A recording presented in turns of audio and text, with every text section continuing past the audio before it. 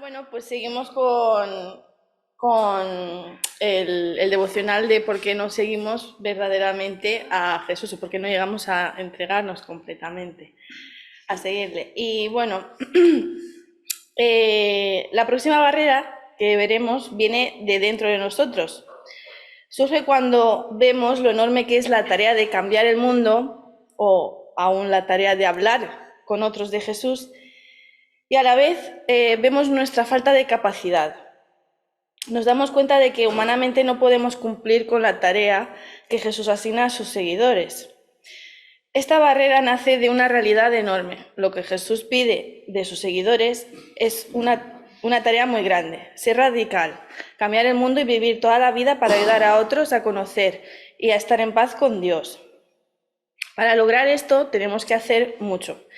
Vivir en contra de las normas de la cultura, enfocar nuestro tiempo y habilidades en ayudar a otros a conocer a Jesús y a entrar en su reino. Tal vez lo más difícil de todo es que tenemos que hablar. Tenemos que hablar con otros de su vida, de sus dolores, sus sueños, de Jesús, ofrecer discipular a otros cristianos, abrir la Biblia y explicar cómo llegar a ser salvos y cómo seguir a Jesús. Hablar de Jesús es difícil. No sabemos cómo, no queremos decir algo raro ni equivocarnos, entonces no hablamos porque no sabríamos qué decir. No sabríamos cómo ofrecer un estudio a un inconverso, cómo sugerir un estudio de discipulado a otro cristiano, ni cómo abrir la Biblia para explicar cómo tener paz con Dios. La Biblia está repleta con ejemplos de personas que Dios ha llamado a hacer un trabajo, pero que no podían hacer lo que Él estaba pidiendo de ellos. Por ejemplo, Sara y Abraham tuvieron un hijo en su vejez. Elizabeth llegó a ser la madre de Juan el Bautista, aunque era estéril. María la soltera, pobre y joven, llegó a ser la madre del Mesías. Moisés, el tartamudo, sacó el pueblo de Dios de su esclavitud. Dios dijo a los israelitas que viajarían a la tierra de Canaán, pero no tenían cómo cruzar ni el Mar Rojo ni el río Jordán. Una vez tras otra vemos el mismo patrón que se repite. Dios llama a alguien y pide algo imposible. Luego equipa a esa persona a cumplir con el llamado. Y los que responden a la llamada de Dios siempre hacen lo imposible.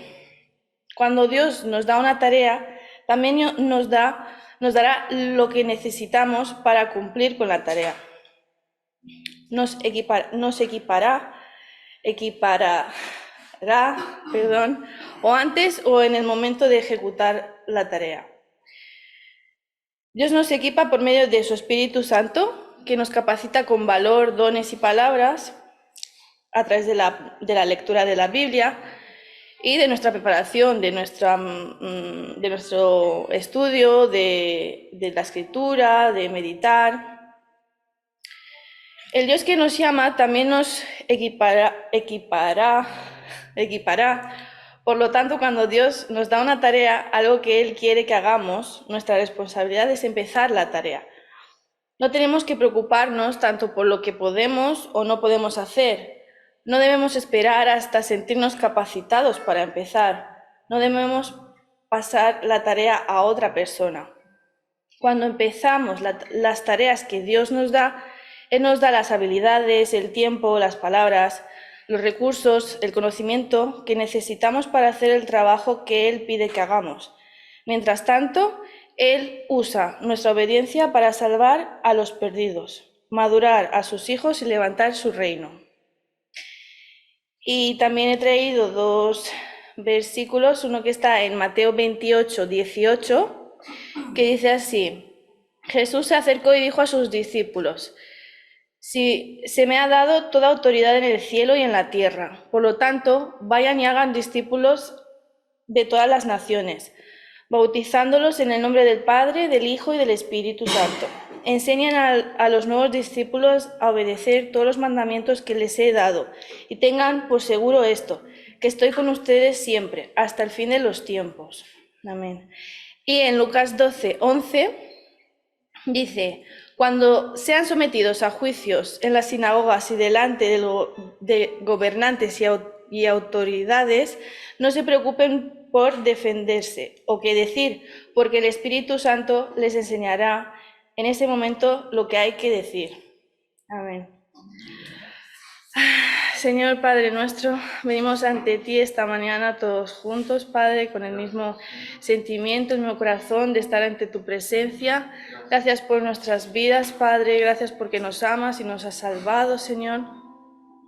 También queremos orar en especial, Padre, por esa valentía para poder hacer lo que tú nos pides, Señor, ser obedientes y cumplir con tu voluntad, a pesar de a veces vernos tan pequeños y no saber qué hacer, qué decir, por dónde ir.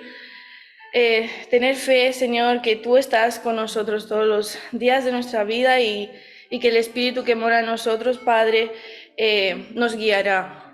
Gracias, Padre, por tu bondad con nosotros y bendice este día. En el nombre de Jesús, amén. Bien, hermanos. Continuando con nuestro ciclo de Cristología, yo tengo planificado que podamos aprender un poquito más acerca de la Cristología, un poquito más acerca de Cristo, hasta cerrarlo en el día de Pascua, ¿sí? Del domingo de resurrección, que se le llama, ¿no?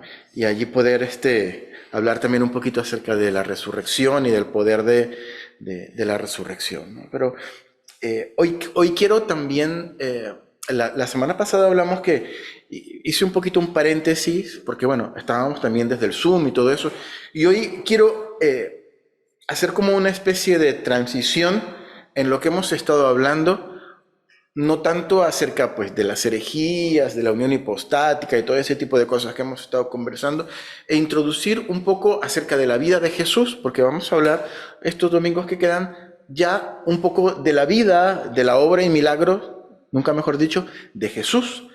Y hoy vamos a aprender un poquito acerca del contexto histórico y social en donde aparece Jesús. Yo creo que algunas de las cosas que vamos a hablar hoy las sabemos probablemente, así que espero que no nos aburramos o no aburrirlo, ¿no? Pero yo creo que es importante saber en el momento de la historia y en el momento social y político y religioso en el que aparece el Mesías y desarrolla su vida.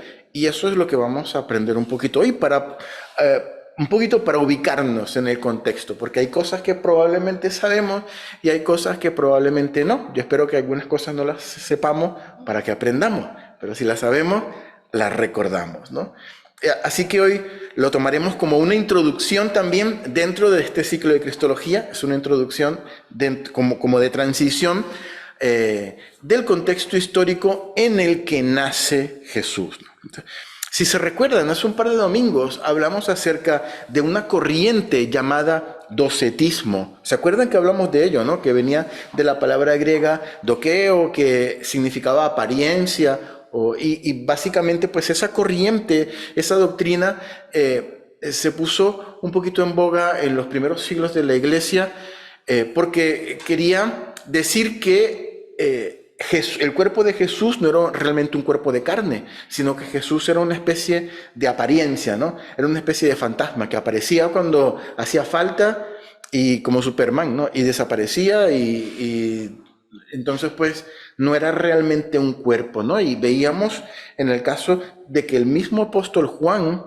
habla en sus cartas atacando esta corriente, esta enseñanza que posteriormente en la iglesia fue etiquetada como una herejía y se llamó el docetismo, ¿no? Pero el problema del docetismo es que niega de facto que el Hijo era verdaderamente hombre, le quita esa humanidad que necesitaba el plan de salvación para que el que pagara por el precio del pecado fuese el mismo que había cometido esa transgresión, que fuese el hombre, ¿no? Entonces necesitaba que un hombre también muriese allí en la cruz del Calvario para poder llevar a cabo el plan de salvación, que Jesús era verdaderamente hombre, que era un ser encarnado y que compartía la naturaleza humana de todos los hombres. Entonces, en una sociedad a principios de cuando se empieza a desarrollar la iglesia, en una sociedad donde las corrientes filosóficas, el sincretismo con todas estas religiones que venían de todos lados del mundo, ¿no? Esta mezcla de religiones de diferentes lugares, normalmente se consideraba que la maldad, que la corrupción y en general todo lo que aparta al hombre de la pureza y de la espiritualidad residía ¿dónde? En el cuerpo, en la carne, ¿no? Y hasta cierto punto es lógico pensar que tarde o temprano surgiría una corriente como surgió del docetismo, ¿no? La cuestión es que si Jesús es el Hijo de Dios, que comparte su naturaleza y que tiene como objeto, su objetivo, su misión, es redimir a la humanidad, no, ¿cómo es posible que tenga que hacerlo sujeto a un elemento que es el que trae toda la corrupción del hombre, que es la carne? Es el principio de toda maldad, ¿no? ¿Cómo va a andar por ahí arrastrando o digamos, lastrado, por decirlo de alguna manera, a un cuerpo pues lleno de emociones, lleno de sentimientos torcidos que lo alejan de la espiritualidad que se supone que tiene que tener el Mesías? Y esto es lo que pensaba esta gente. ¿Cómo va a tener Jesús un cuerpo si el cuerpo es lo que produce pues en el hombre esa separación de la santidad, de la espiritualidad? Porque el cuerpo siempre está buscando su propio beneficio, siempre está buscando satisfacerse, siempre está buscando pues la carnalidad, y es allí donde nosotros podemos entender que es hasta cierto punto entendible, por decirlo de alguna manera, que estas corrientes, que estas enseñanzas como tipo el docetismo en esa época, porque era en el contexto de esa época, hubiesen surgido, ¿no? Viéndolo así es hasta entendible. Sin embargo, es peligroso, ya que incluso en cuanto a la doctrina, obviamente, ya que vemos y estudiamos que el mismo apóstol Juan combate en sus cartas esta enseñanza. Lo leímos, por ejemplo, lo podemos volver a leer en Primera de Juan, capítulo 4, versículos 2 y 3. Aquí Juan está escribiendo una epístola y reitera que Jesús vino en carne, que él era verdaderamente humano. Primera de Juan 4, 2 y 3. Dice, en esto conoced el Espíritu de Dios. Todo espíritu que confiesa que Jesucristo ha venido en carne es de Dios. Y todo espíritu que no confiesa que Jesucristo ha venido en carne no es de Dios.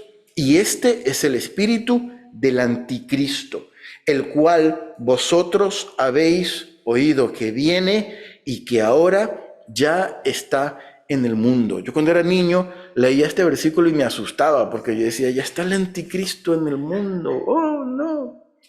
Pero cuando el apóstol Juan está hablando de espíritus, no está hablando exactamente de seres espirituales, como de demonios o estos seres espirituales que controlan a las personas. Se está refiriendo más bien a la intención del corazón. Se está refiriendo a un mensaje que parte de un razonamiento interno, de un razonamiento del corazón o del interior de la persona, motivado por cosas que no vienen de Dios. Obviamente, pues también demonios y influencias demoníacas incluidas. Basta con leer la última parte del versículo 6 para darnos cuenta de qué estaba hablando Juan. Dice el versículo 6, nosotros somos de Dios. El que conoce a Dios nos oye. El que no es de Dios no nos oye. Y al final dice, en esto conocemos el espíritu de verdad y el espíritu de error, ¿no? Aquí podemos entender que Juan estaba hablando de intenciones del corazón, de motivaciones del corazón, que llevan pues al error o llevan a la verdad, ¿no? Y quería recordar esto porque esa enseñanza del docetismo que estuvimos estudiando forma parte del contexto histórico de la época. O sea, era normal que en esa época surgiese este tipo de enseñanza, porque había otra enseñanza que estaba muy metida dentro del corazón de las personas, que era pues que la carne pues llevaba a corrupción, llevaba al pecado, ¿no? Entonces la gente se ponía a pensar, pues si la carne lleva al pecado, ¿cómo va, si Jesús es el Mesías, cómo va a tener un cuerpo de carne? Entonces, claro, era gente obviamente que no había estado con Jesús, pero aquí llega Juan y dice que yo estuve con él, que yo lo abracé, que yo lo toqué, que yo comí con él, que yo lo veía, que yo lo tocaba, que yo le jaloneaba el pelo, que yo le toqué la oreja, sí, yo le di la mano, yo lo abrazaba. Lo conoció Juan, y Juan dice pues que ha venido en carne. No nos prestemos para eso. Y eso era lo que pululaba, lo que se enseñaba pues en esa época, era el contexto de los primeros siglos de la iglesia. A principios del siglo pasado, del siglo XX, se escuchaban otro tipo de voces, porque era otro contexto, ¿no? Otro tipo de enseñanzas, habían otro tipo de corrientes filosóficas, y la gente le comenzó a prestar, los científicos y el método científico y esto, la gente le comenzó a prestar mucha atención a las evidencias históricas de las cosas, y corrieron muchos libros y enseñanzas acerca de que Jesús, la figura histórica de Jesús, era una leyenda y era un mito. Eso ocurrió mucho a principios del siglo XX, ¿no? Fue una enseñanza hasta cierto punto generalizada, ¿no? Pero ya no nos encontramos en un contexto donde la gente hizo un abordaje diferente del Mesías.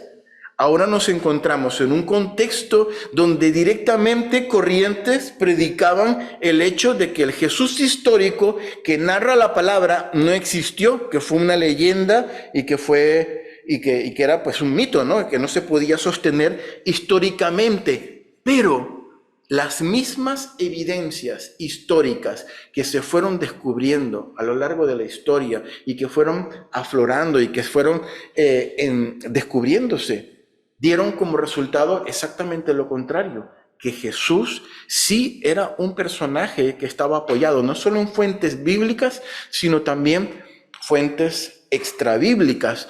Uno de ellos, por mencionar uno, probablemente el más importante, fue un historiador llamado Flavio Josefo. ¿Habéis escuchado hablar de Flavio Josefo? Muy famoso, ¿verdad? En su casa a la hora de la comida. Flavio Josefo. Se sabe que Josefo o Flavio Josefo nació unos cuantos años después del sacrificio de Jesús. Nació Flavio Josefo. Él pertenecía, su padre era sacerdote y pertenecía a una familia acomodada, a una familia aristocrática de Israel. Era hijo de un sacerdote, como comenté, y eran fariseos. Ellos eran de la secta de los fariseos, ¿no? Y él se convirtió en un historiador muy famoso, probablemente uno de los historiadores judíos más famosos que se conocen. Josefo deja testimonio de la historia escrita, ¿no? Él después se convierte en militar e incluso lucha allí en unas guerras y tal, pero él después va a Roma y en Roma pues se queda viviendo un tiempo, y allí comienza a escribir pues un montón, como buen historiador, comienza a escribir un montón de cosas, y de entre los tratados que se han encontrado de Flavio Josefo, hay uno que menciona a Santiago, el hermano de Jesús, llamado el Cristo, ¿no? Y habla acerca de cómo Santiago fue lapidado y fue muerto por lapidación. Pero uno de los escritos más significativos de Flavio Josefo es conocido como el Testimonium Flavianum. Testimonium Flavianum, así se llama.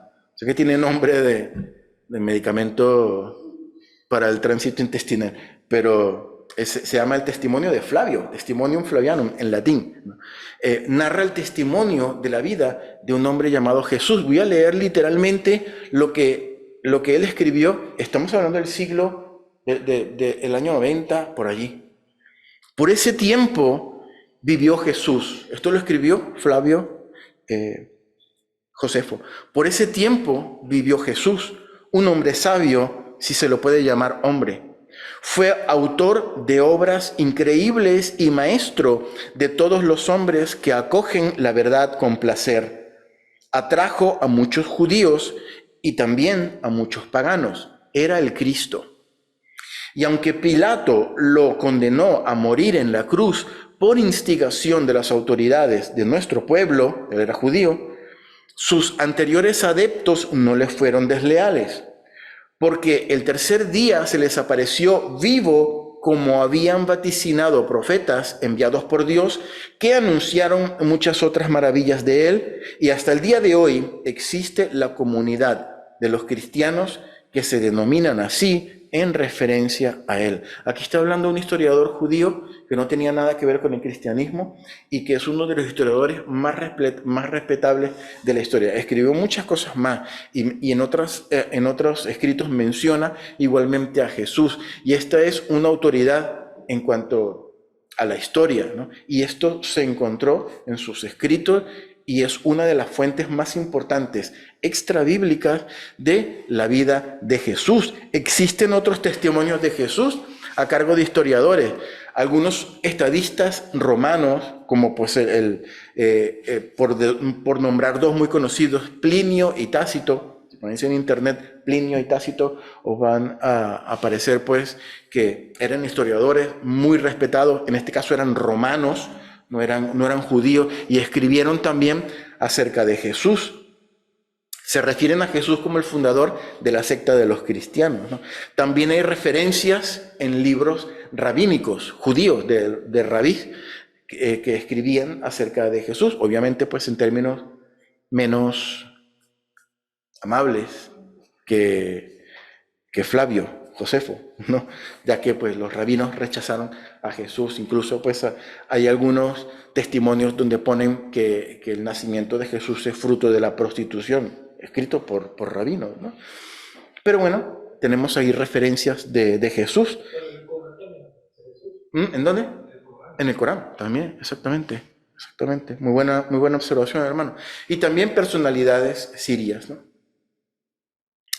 Hoy en día, tanto fuentes bíblicas como extrabíblicas nos han permitido conocer un poco más acerca de nuestro Señor Jesucristo. Y vamos a ver un poquito acerca del contexto de donde vivió nuestro Señor Jesucristo.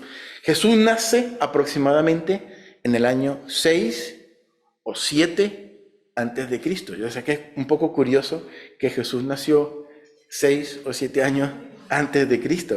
Pero bueno, eso fue un problema que hubo con un monje que se dedicó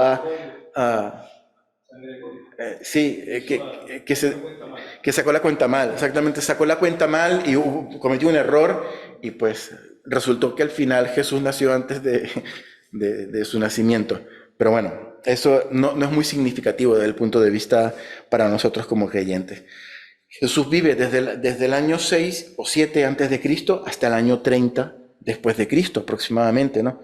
En el territorio de Palestina, como todos nosotros sabemos, ¿no?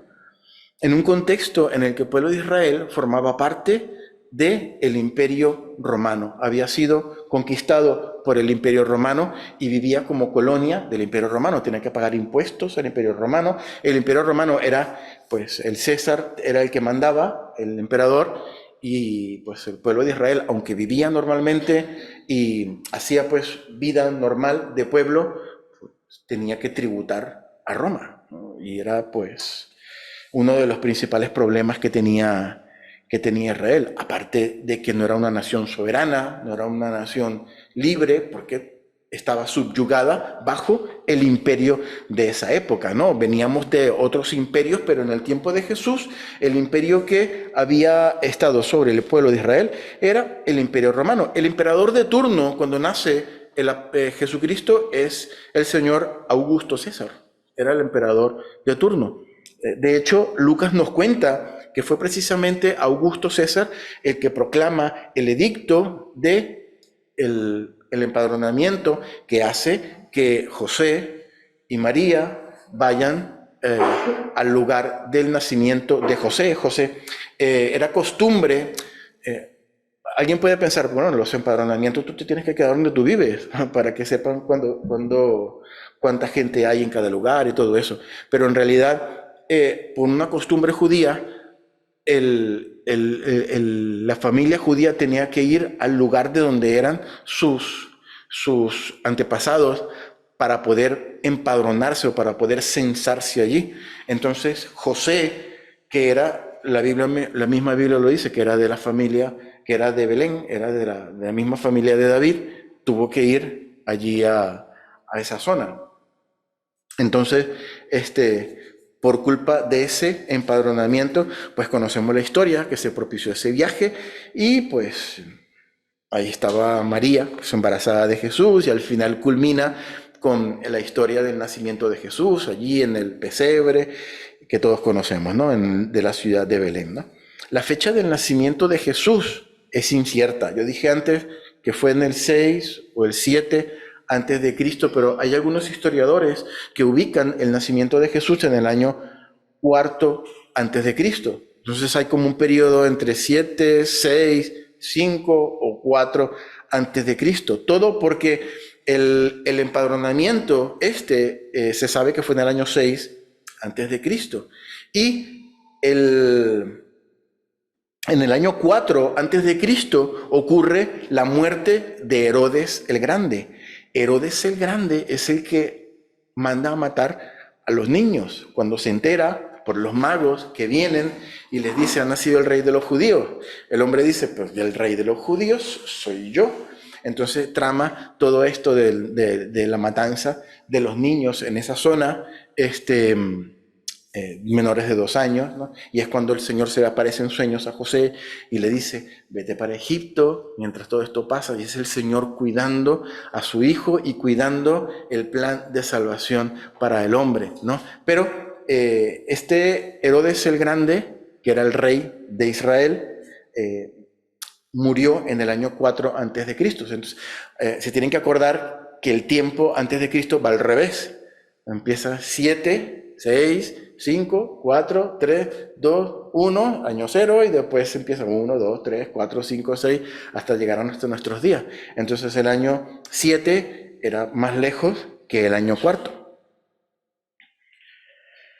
Aparte de las personalidades legislativas oficiales del Imperio Romano, ¿cómo gobernaba el Imperio Romano? Pues el Imperio Romano dividía las zonas en provincias, en distritos, y tenía que poner a gobernadores en cada parte, ¿no? El gobernador o el procurador que le tocó allí durante la vida de Jesús, lo conocemos, Poncio Pilato, era la autoridad legislativa romana, era romano, hablaba latín, todo eso, ¿no? Y era pues el que estaba en Israel en ese momento, ¿no? Pero para que Israel no se sintiera que estaba directamente gobernado por un romano, así con esos soldados romanos y toda la cosa,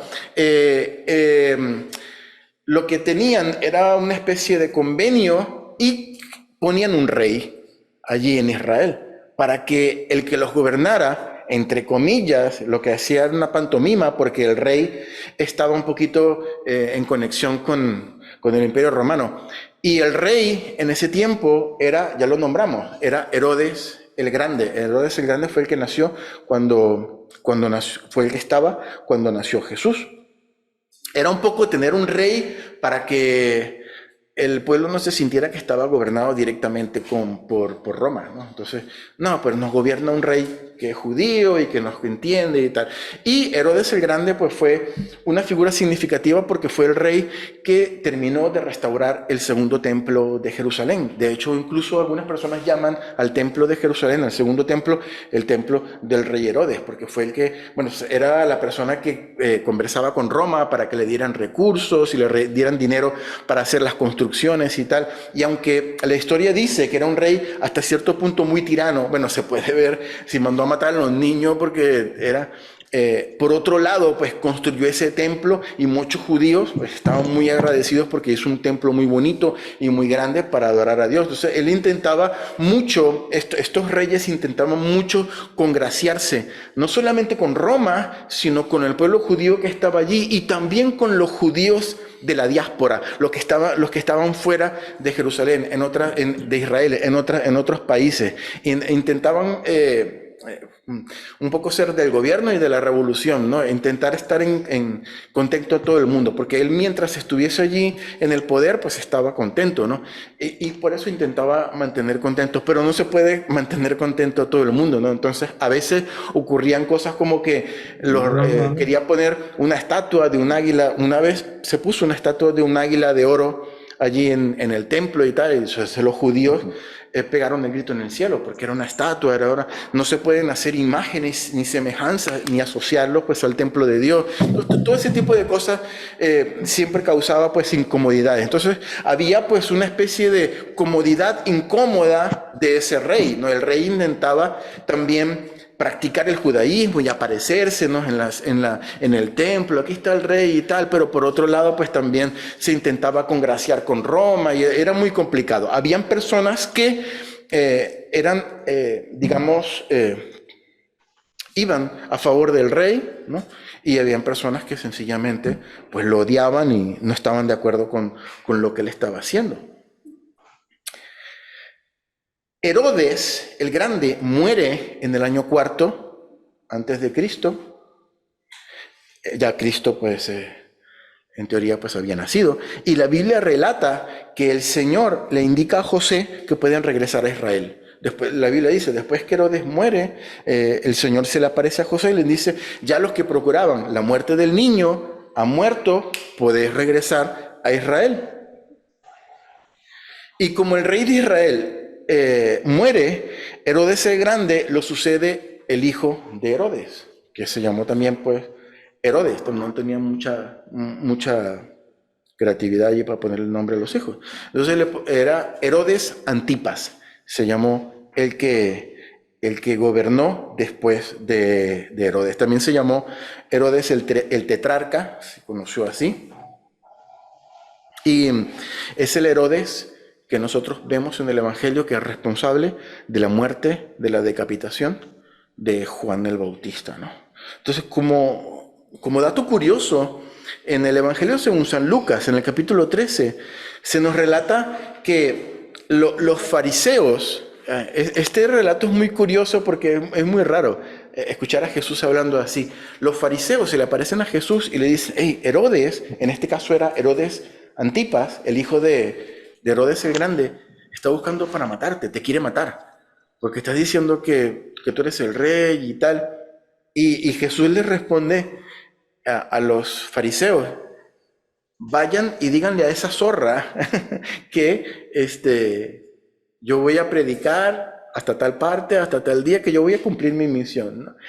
Y investigando un poco, la palabra zorra que utilizó Jesús allí es una palabra que utilizaban en la época para definir a una persona sin importancia, a un don nadie, por decirlo de alguna manera. O sea, Jesús se refirió a Herodes despectivamente, le dijo, mira, díganle a ese don nadie, que no es nadie, ¿no? Que no se esté metiendo, que yo voy a hacer el trabajo que el Señor, que mi Dios, que mi Padre me mandó a hacer, y punto, y se acabó, ¿no? O sea, trató así a Herodes, ¿no? No sabemos si esta expresión de zorra le llegó a los oídos de Herodes el tetrarca, pero sí sabemos que Jesús fue llevado delante de Herodes cuando fue el día, las horas antes en que fue entregado. Recuerden que Jesús es llevado por las autoridades judías, por los religiosos, ante el gobernador romano, ante el procurador romano, Pilatos, ¿no? Y cuando Pilatos recibe a Jesús, se da cuenta que Jesús es de Nazaret.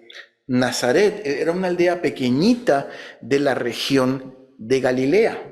Lo que no comenté antes es que Herodes el Grande, el rey que mandó a matar a los niños, tenía 3 hijos. Y cuando él muere, el emperador romano reparte el reino de Israel en los 3 hijos. Uno se va para un lado, otro se va para otro lado, y el tercer hijo, que es Herodes, el tetrarca, lo pone a legislar la región de Galilea. Nazaret quedaba en Galilea. Nazaret era una aldeíta pequeña, muy pequeña de Galilea. Y cuando Poncio Pilato se da cuenta que Jesús es Galileo, le dice, pues a ti te toca Herodes, el tetrarca, mándenselo a Herodes. Y dice la palabra que ese Herodes que Jesús le había llamado zorra, se encuentra cara a cara con Jesús. Y dice la palabra, eso lo podemos leer en Lucas capítulo 23. No lo vamos a leer porque es un poquito largo. Pero dice la palabra que cuando Jesús se presenta delante de Herodes, Herodes ansiaba mucho conocer a Jesús, es lo que dice la palabra. O sea, tenía muchas ganas de conocerlo, ¿no?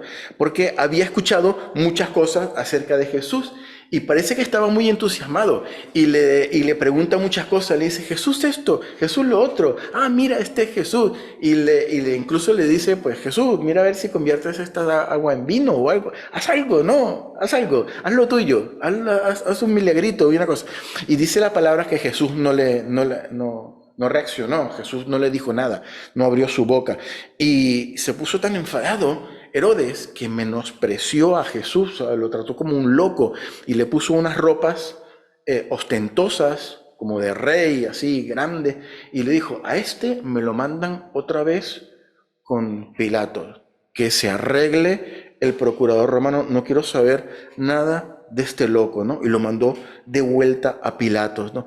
Y Jesús, en este caso, pues vuelve otra vez a que lo mandaron de aquí para allá durante el tiempo de las horas anteriores a su muerte, ¿no? Jesús vive durante el mandato del emperador romano Tiberio, porque el emperador Augusto se muere cuando Jesús es todavía un niño de unos 9 o 10 años.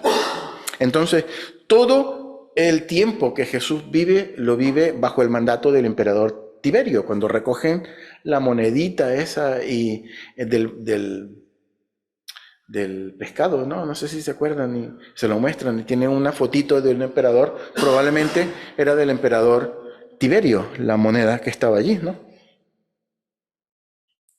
Jesús nace, Jesús viene al mundo en ese contexto geopolítico, más o menos, ¿no? Pero Jesús también viene al mundo durante un contexto religioso que vale la pena que nosotros lo recordemos o lo conozcamos, ¿no? El pueblo de Israel practicaba, como todos sabemos, la religión llamada, ¿cómo se llamaba? El judaísmo. El judaísmo. El pueblo de Israel practicaba el judaísmo, ¿no? Y la primera característica y la más importante del judaísmo, vamos a ver algunas de las características del judaísmo y cómo se comportaba la gente en ese tiempo de acuerdo a la religión. Era que la religión del judaísmo era monoteísta. Ellos creían en un solo Dios. ¿Por qué es importante? Porque a diferencia de la mayoría, por no decir todas las religiones que estaban alrededor, que eran aledañas a Israel, todas eran politeístas. Pero en cambio, el judaísmo era monoteísta, creía en un solo Dios, ¿no? Los judíos, por lo general, no tenían problemas en creer en ángeles, seres espirituales, incluso en Satanás, no tenían problemas con eso, ¿no? En la religión judía habían varias sectas, y por sectas pues me refiero a grupos, en los cuales se dividía el judaísmo. El principal y el más importante es el grupo de los fariseos. No me voy a poner a explicar las características de cada uno, pero incluso en los evangelios hay algunas de las características de los fariseos. Era el grupo más numeroso, ¿no? Y probablemente el más importante. Eran personas que les gustaba muchísimo guardar al pie de la letra la ley. Y no solamente les gustaba, hay una cosa que les gustaba más, que los demás la guardaran más que ellos, ¿no? Hasta el punto que Jesús le llama sepulcros blanqueados, ¿no? Son bonitos por fuera, pero por dentro tienen muerte y tienen corrupción, ¿no? Incluso hoy en día, si hablamos de un fariseo, tiene una connotación negativa, ¿no? Es una persona normalmente hipócrita, normalmente que dice una cosa y hace otra, ¿no? Se quedó por culpa de los fariseos más o menos así, pero era la principal secta, eran muy celosos de la palabra, estudiaban mucho la palabra del Señor y era el grupo más numeroso, la secta más numerosa del judaísmo, ¿no? En segundo lugar estaban los saduceos. Los saduceos eran un grupo muy minoritario, pero muy importante, porque normalmente eran los líderes religiosos. El sumo sacerdote era saduceo y eran normalmente los grupos que estaban en los puestos religiosos más relevantes. Aparte que eran normalmente los que tenían más dinero, eran de las familias más pudientes de la época. Ellos diferían en algunas doctrinas, ellos no creían, por ejemplo, en la resurrección, no creían en los ángeles, tenían alguna doctrina pues diferente con respecto a los fariseos. El tercer grupo de importancia no lo encontramos ni en el Nuevo Testamento ni en los Evangelios, pero se encuentra incluso en la historia. Flavio Josefo, que mencionamos antes, habla de ellos, los encontramos en los manuscritos del Mar Muerto, los que se encontraron, ¿no? Y son los esenios. Los esenios fue un tercer grupo, pues, muy importante allí como secta judía. También habían otros, como los herodianos, que eran los que iban con Herodes. Estaban también pues, los samaritanos, que eran los que vivían en Samaria, que tenían pues una mezcla de religiones junto con el judaísmo. Estaban los celotes, que eran el grupo beligerante, el grupo reaccionario, ¿no? Que odiaba a Roma y que eran los que ponían los coches bomba y las cosas así para atacar, ¿no? Sí, por ejemplo, cuando ponían alguna estatua cerca del templo para congraciarse, lo que comentábamos antes, era el grupo que por las noches venía y derribaba esa estatua y tal. Para continuar, los judíos creían que Jesús, o sea, aparte de la religión judía y de la idiosincrasia de la religión judía, ellos creían que que Dios había elegido a Israel como su pueblo escogido, ¿no? Y Dios había hecho una alianza con Israel. O sea, ellos tenían una manera de ver la relación entre Dios y el pueblo judío muy sencilla. Dios nos protege a nosotros como judíos y nosotros obedecemos la ley y de esa manera pues lo honramos y lo adoramos, ¿no? Entonces esa dinámica nos hace entender muchas veces que en la mente del pueblo judío podía existir la duda de que Dios siguiese con ellos, ¿no? ¿Por qué? Porque ellos no estaban viviendo una época de gloria en Israel. Ellos estaban siendo subyugados por un imperio. Venían del imperio sirio, venían del imperio griego, venían del imperio babilónico, y todos ellos la ciudad había sido destruida, el templo había sido destruido, Herodes ayudó a reconstruirlo, es el segundo templo. Entonces, en muchos de ellos estaba esa sensación de que Dios me ha abandonado. Como nos pasa muchas veces a nosotros nos identificamos con eso.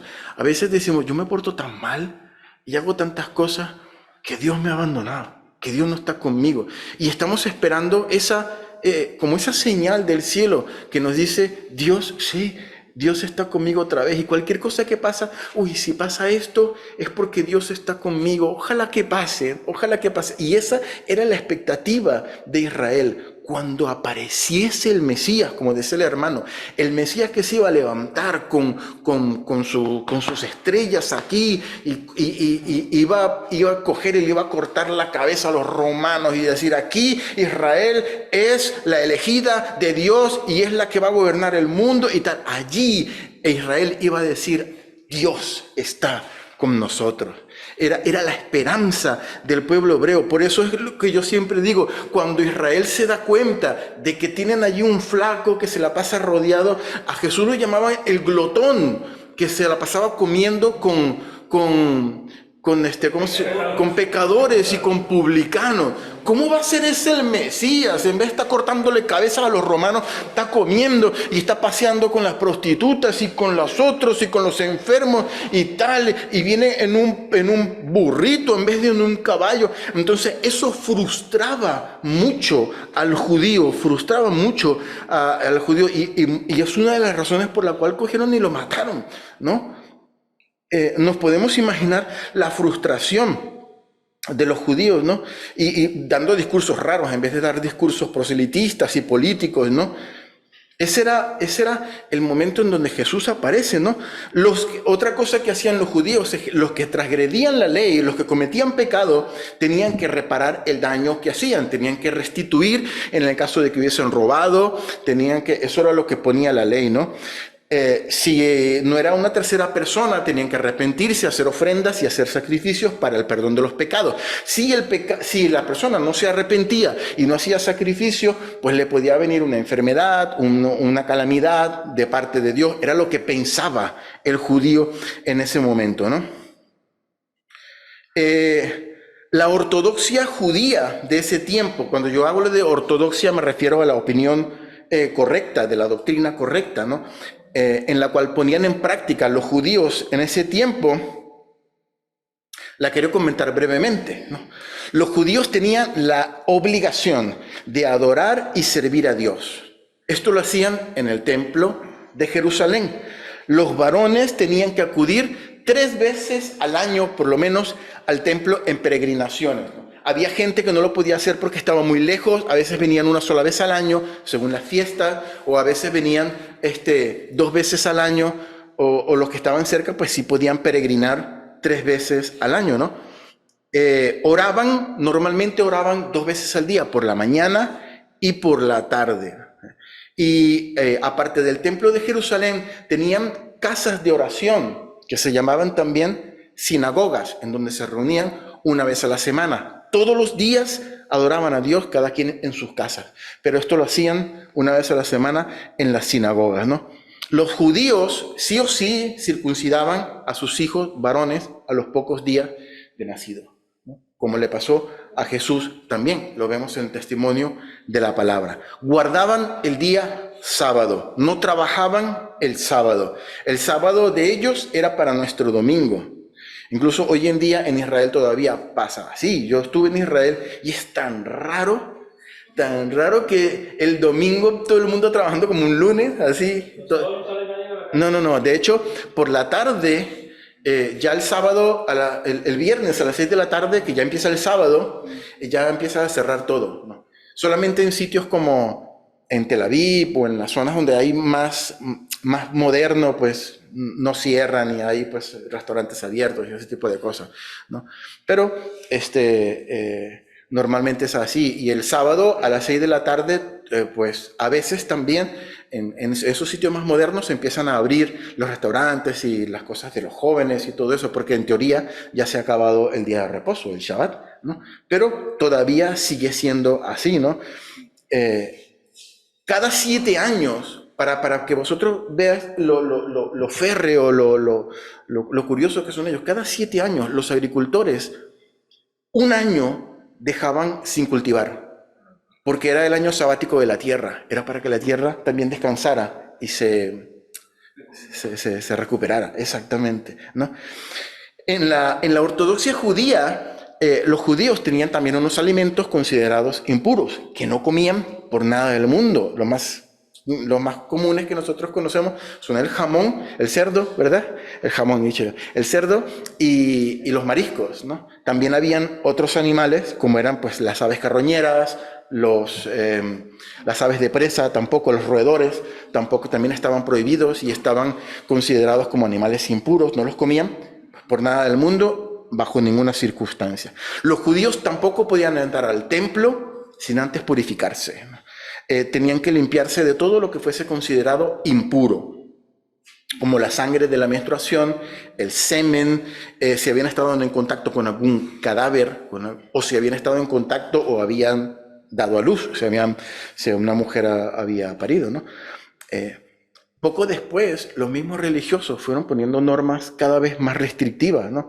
Diciendo, pues ahora, antes hay que lavarse, ahora hay que lavarse antes de comer, y ahora hay que lavarse si hacemos esto, y ahora hay que limpiarse de esta manera, hasta el punto que un día los fariseos, lo vemos en los evangelios, llegaron y le dijeron, los discípulos tuyos no se lavan las manos antes de comer, ¿no?